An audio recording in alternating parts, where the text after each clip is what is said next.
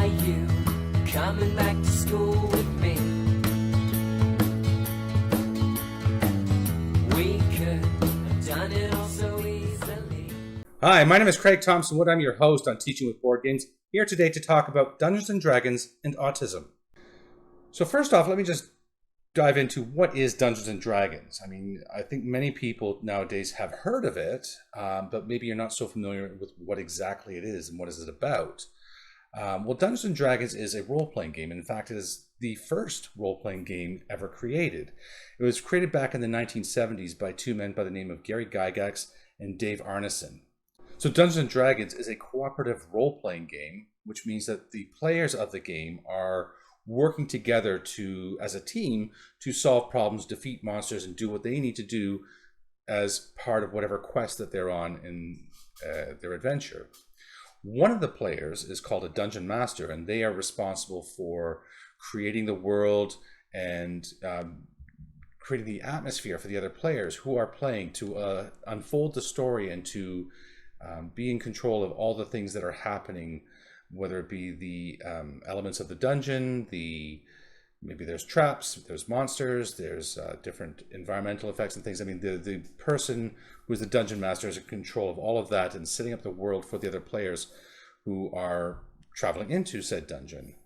The other players will be each of them creating their own character to take upon this adventure. So maybe you can have like a wizard or a barbarian or a healer. There's all kinds of different roles that different people can play, so that you can tailor it to suit whatever it is that you would like to do. As Tammin Ward, author of the article Dungeons & Dragons and Autism writes, stepping into the shoes of the hero and playing a role you aren't offered in reality provides opportunities to develop social skills, emotional understanding, and lifelong relationships within a safe, unambiguous environment. In recent days, Dungeons & Dragons has become much more part of the mainstream, becoming more popular, more acceptable to a lot of people. And this is through the growth in its popularity can be largely attributed to its appearance on shows like Stranger Things, as well as the fact that it's being highly promoted and hyped by celebrities who really enjoy playing the game.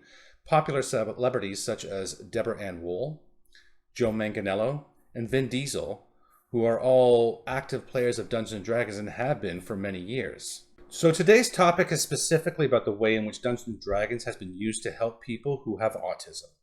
This video is coming at the request of a viewer who had asked me to do a video on how Dungeons & Dragons can be used to help students with special needs, particularly autism. Well, in my research, I started finding there were many different kinds of people that were finding benefit through the play of Dungeons & Dragons, including those with ADHD and Down syndrome. It quickly became apparent to me that I was going to need to hone my focus, and so I'm going to be specifically focusing today on autism. And I just want to mention as well, in the description section of this video, I'm going to be including the links to all the online sources where I've been gathering my information. For all the sites I did visit, there are still many, many others that I did not. So if you are interested in this topic, then please do dive in, do your own research into this, because there is a lot of information out there. This isn't something with a limited base of information. There is actually a lot of people doing this out there and a lot of information which you can be looking to.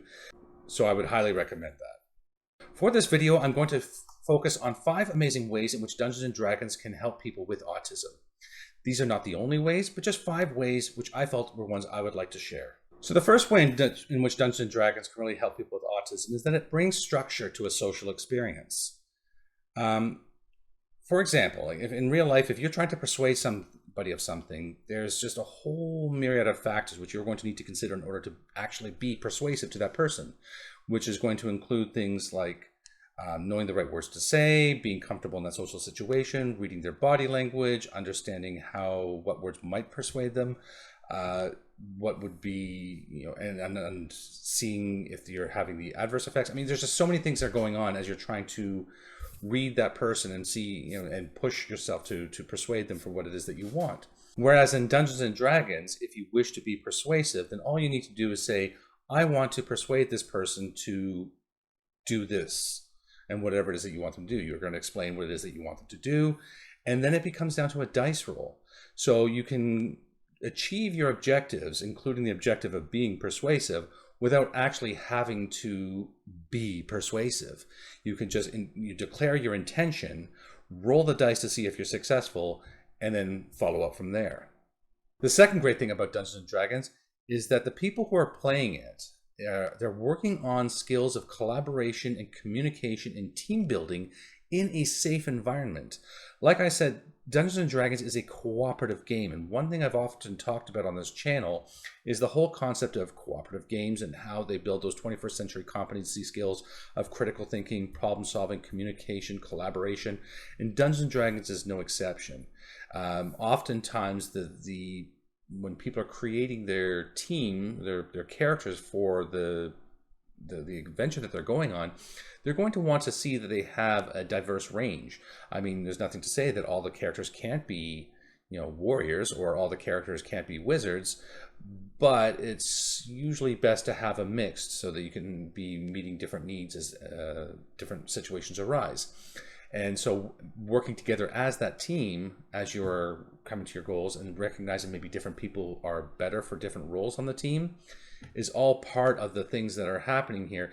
And again, a safe environment, because while the consequences may be, yes, the characters could get hurt or characters could even die, it's just a game in the end. And so it is a safe environment where people can explore, and people can also help to communicate, and maybe the dungeon master could even advise on how to do certain things to have a better effect, or to maybe say, what you're doing there is probably not a good idea because of this.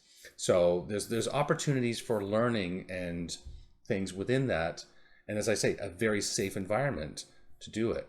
The fourth thing I'd like to mention is that the fourth thing touches upon something which I mentioned just a little while ago, which is that it's much more mainstream than it once was.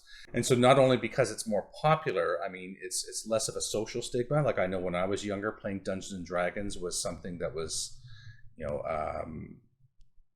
whereas if you played football, you were an athlete. If you played Dungeons and Dragons, you were immediately on the other end of the spectrum. You were a complete nerd, and it could really harm you socially, like in terms of, people wouldn't want to talk to you if they knew you were playing Dungeons and Dragons. Beyond that, too, there was a lot of criticism by people saying that Dungeons and Dragons was satanic, and it was evil, and was warping young people's minds and things like that. I mean, there was just all this backlash against it, which is now, as far as I know, it is all gone now. I don't hear of that kind of thing anymore. People have seen past that and seen that there is a lot of benefit to it. So that is a great thing. Plus, with now being more mainstream and being more commonplace and more acceptable, leads me to number 5, which is that Dungeons and Dragons is going to help to develop friendships. Because when you're playing Dungeons and Dragons, as I say, you're working cooperatively on this group. You're sharing these adventures together. You're building bonds with these people that you're playing with. But also beyond that, you now have something which is sort of concrete that you can then share with other people, and say, if you find other people who are into Dungeons and Dragons, you now have a common interest with which to build a new friendship, and you can maybe join a group with them, or if you are going to a new area, or maybe just want to explore something else, searching for people who are looking for players for Dungeons and Dragons is an easy way to start to integrate yourself into a new social group, because you have that common interest and passion of Dungeons and Dragons, which can develop the friendship. And while researching for this topic, I found that there are actually many clubs and groups who are specifically offering Dungeons and Dragons to people with autism. For example, there was the Dungeons and Dragons Club being offered in autism by the Autism Nova Scotia group. And there's a therapist in Maryland who is using Dungeons and Dragons to work with people with autism in his community. Now, I've reached out to these people to find out if they would be interested in doing an interview to talk more about the fine work that they're doing and how their programs are run. So stay tuned for more information about that. And while Dungeons and Dragons is the most popular game out there, I think by far, there are a lot of other role-playing games, and then that's something that you can explore as well. If there's other games which are perhaps more to your interest, if you're looking for superhero role-playing games, then that could be something you could be looking at too. Other genres, if that's maybe there's one that maybe is more to the liking of the group that you're going to be playing with. But if you're playing with students with autism or people with autism, then one thing I found, which I found very interesting, I thought I'd like to mention here, is one that's called Critical Core. Critical core, well, let me just read the description from the authors and to give you a strong sense of exactly what it's about. They say that Critical Core is a social skills intervention in the form of a tabletop role-playing game, developed under the guidance of therapists and child psychiatrists, and using the practices developed by Game to Grow's founders Adam Davis and Adam Johns. The game invites children to enter a shared world of fantasy, consequence, and social problem solving. So if you're looking to do some form of role-playing game with a group of people who perhaps include people who are on the spectrum, then this is one if you want to give a look. So that's going to wrap it up for today's episode on Dungeons and Dragons and autism. Please stay tuned for the future, where hopefully I'll be able to get on some people to talk about some of the programs that they're running in their own communities. Like I said, there is the Autism Nova Scotia, who is running the Dungeons and Dragons Club, as well as the therapist in Maryland, who is doing the work with the people with autism and doing therapy using Dungeons and Dragons as a resource. Would love to be able to talk to them, get some more information from them. If you have any other things specifically around Dungeons and Dragons, autism, or anything like that that you might like me to talk about, please leave me a message in the comment section below. Do love to hear from the viewers, as it helps me to give you that relevant content that you're looking for. If you liked what you saw today, then please do remember to hit like and subscribe down below. It really does help the channel, and I do appreciate it. Until next time, I am Craig Thompson, with your host on Teaching with Board Games, saying thanks for coming to the classroom. Are you coming back to